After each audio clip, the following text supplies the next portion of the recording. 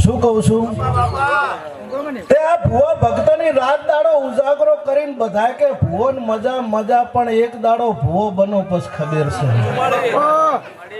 રાતનો દાડો હોજવેણ ભૂલી જાય છે કુટુંબ ભૂલી જાય છે છોકરા ભણ્યા કે ન ભણ્યા હોજવેણે ગાધું કે ન ગાધું ફોન આવ્યો એટલે ગાડીનો સેલ મારીને 200 કિલોમીટર લઈને દોડે છે તોય કે ભુવન મજા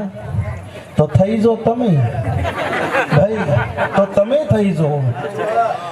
બધા એવું કે છે આ ધૂણ ધૂણ કરે અમન માતા ચમ નહીં આવતી માતા એમ નવરી નહીં મારા રાવણદેવ અરવિંદ